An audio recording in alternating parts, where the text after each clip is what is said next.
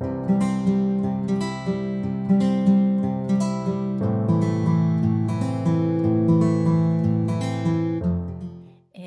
tout le monde, j'espère que vous allez bien.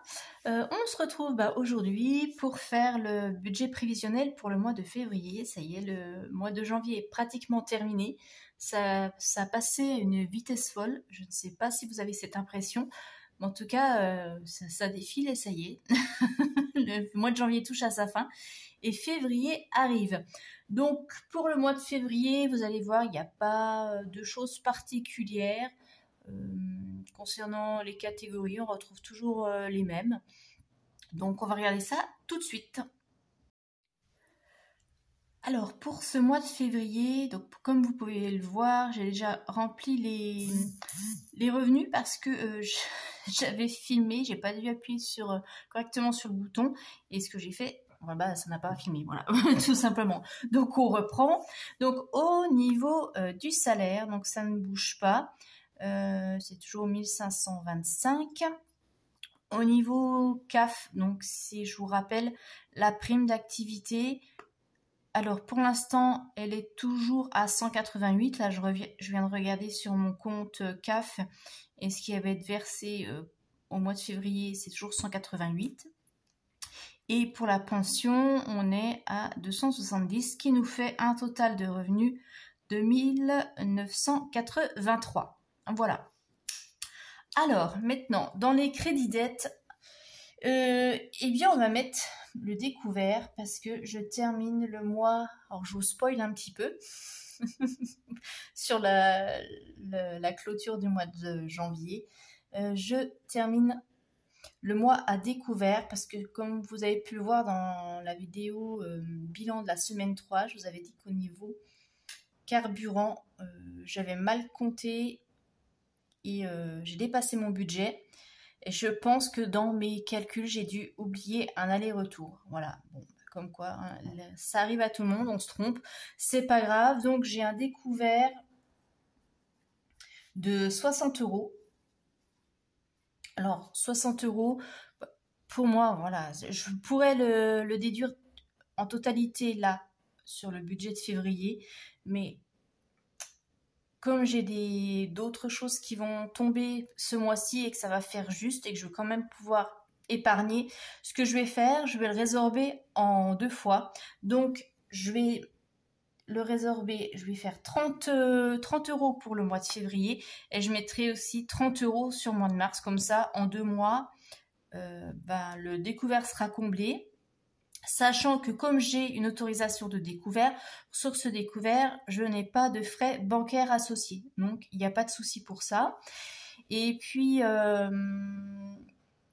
voilà, la condition, évidemment, c'est que je termine le mois de février et le mois de mars sans découvert. Donc, il va falloir que je tienne très, très bien mon budget pour ces 2 mois à venir et que... voilà, il n'y a pas d'imprévu, sachant que s'il y a un imprévu, je prendrai dans mon,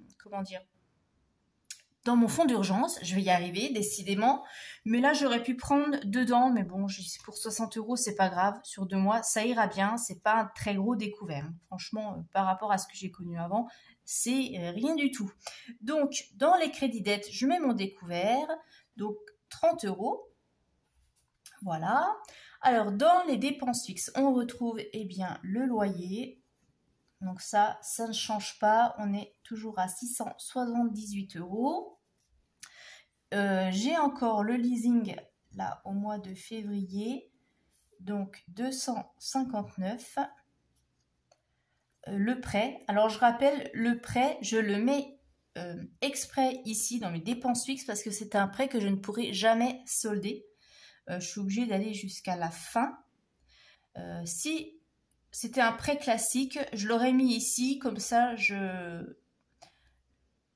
sachant que à un moment, je peux le solder si j'ai assez, comme je l'ai fait pour mes autres prêts que j'avais là en 2022. Pour ceux qui me suivent depuis le début, vous vous souvenez, j'avais des prêts et je les avais remboursés avec des primes. Je les avais soldés. Là, celui-ci, je ne peux pas, je suis obligée d'aller jusqu'au bout puisque c'est un prêt que j'ai en commun avec une autre personne. Donc, si l'autre personne ne veut pas le solder, moi je ne peux pas, je suis coincée. Et là, c'est le cas, donc je suis obligée d'aller jusqu'au bout. Donc, c'est pour ça que je le mets ici. Voilà, 114. Qu'est-ce qu'on a encore? On a la cantine. Donc, restauration scolaire, on est à 62 €. L'assurance. Donc, assurance qui comprend l'assurance habitation et puis l'assurance automobile. Donc, on est à 56. Donc, elle baissera quand j'aurai terminé la location de mon véhicule actuel. Et puis, elle va bouger parce que lorsque j'aurai l'autre, j'espère au mois de mai, on verra, ça va baisser parce que la cotisation est moins élevée. Je vais y arriver décidément. Je suis un peu fatiguée aujourd'hui. Après, on a le gaz, donc ça change pas, c'est 101 € par mois. Ensuite, l'électricité, toujours 31 €, ça change pas non plus. Internet, on est à 16 €. Téléphone, donc le téléphone pour moi, l'abonnement, on est à 14 €. Le téléphone pour ma fille, c'est 5 €. La cotisation du compte bancaire, frais de cotisation, ce qui inclut la carte, les services bancaires, etc. Donc ça, c'est des choses classiques qu'on retrouve partout. Donc on est à 12 €. Et puis ce mois-ci, j'ai pris l'abonnement à Netflix parce que j'en ai marre, il n'y a rien à la télé, ça me gonfle. Donc j'ai pris l'abonnement Netflix à 9 €. Voilà. C'est un petit plaisir que je m'offre. C'est le temps de voir ce que j'ai envie de regarder. Et puis quand j'aurai fait le tour de mes séries, je mettrai en pause. Voilà. Donc ça c'est fluctuant. Là pour le mois de février, j'aurai 9 € de Netflix que je rajoute. Donc ce qui nous fait un total de dépenses fixes de 1366. Voilà. Hop. Et maintenant, on va passer donc virement permanent. Donc j'ai toujours mon virement vers le LEP qui est toujours de 50 €.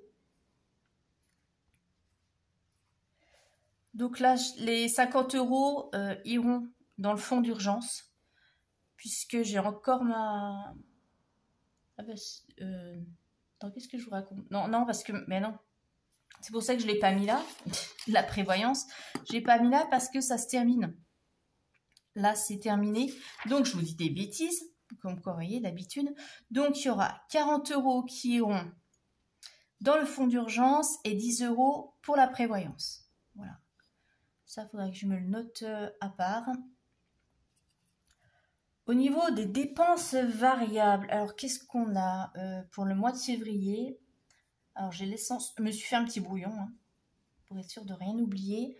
J'ai l'essence, donc il n'y a pas de trajet particulier de prévu, juste les trajets, travail-domicile. Donc il y a 50 €.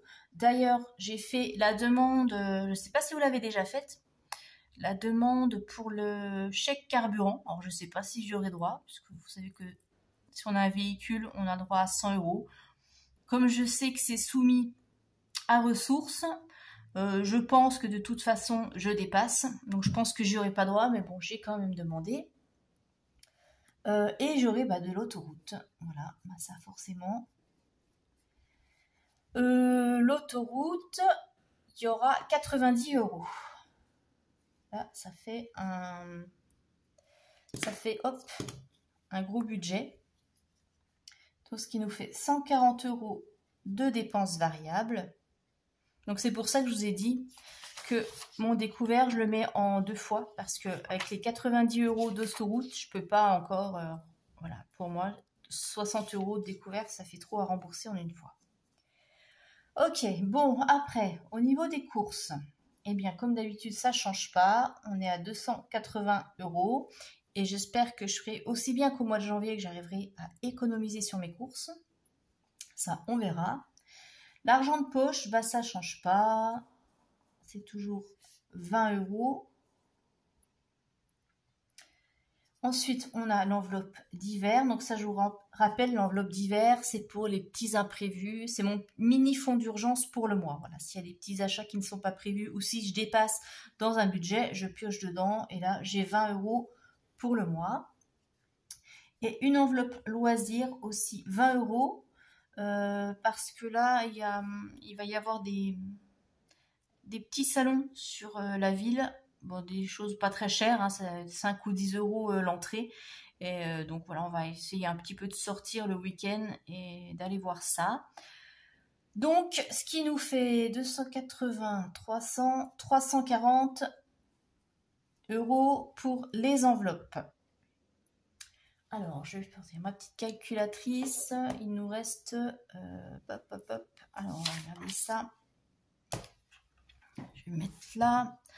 Alors, j'ai 983 moins 30 moins 1366 moins 1050 moins 140 moins 340. Il nous reste 57. Wow. C'est bien ce que j'avais noté sur le brouillon, c'est bon. Donc, il me reste 57 € pour mes épargnes au mois de février. Donc, je fais comme d'habitude par ordre de priorité pour remplir les plus grosses enveloppes, sachant que mon fonds d'urgence est déjà pris ici. Donc, ça, on ne s'en occupe pas, je m'en occupe jamais, c'est fait automatiquement. Donc, eh bien, il y a le train, évidemment, puisque le train, je dois mettre 40 € par mois. Donc, ici, prévu 40. Et puis, ben, il reste voilà, 10 € que je vais mettre dans les anniversaires. Voilà. Est-ce qu'il nous reste? Il nous reste un solde. Donc là, j'ai un total de 50. Est-ce qu'il nous fait un solde de 7 €? Voilà, donc 7 €, je vais pas retirer 7 €, ça ne sert à rien du tout. Donc, il reste sur le compte. Et puis, ben voilà pour le budget du mois de février. Donc, j'espère pouvoir faire des économies, notamment au niveau des courses et peut-être dans l'enveloppe d'hiver, pour pouvoir remplir peut-être d'autres choses, taxes d'ordures, Noël, etc. On verra comment ça se passe. Dans le mois de février, ça va être un petit peu serré, mais bon. C'est le jeu, j'ai envie de dire, avec un découvert et puis voilà, les frais d'autoroute forcément. Les frais d'autoroute, j'aurais pu les prendre dans l'enveloppe train, puisque c'était pour emmener ma fille chez son papa. Mais bon, tant pis, autant la garder, c'est pas grave. Je me serrai un petit peu la ceinture et puis on verra. Voilà. Bon, ben voilà pour mon budget du mois de février. Vous, dites-moi comment ça se profile, si vous avez déjà un aperçu, si vous avez déjà planifié, comment ça s'annonce, si ça s'annonce compliqué ou si ça roule. Je vous fais de très gros bisous et je vous dis à très bientôt. Bye bye.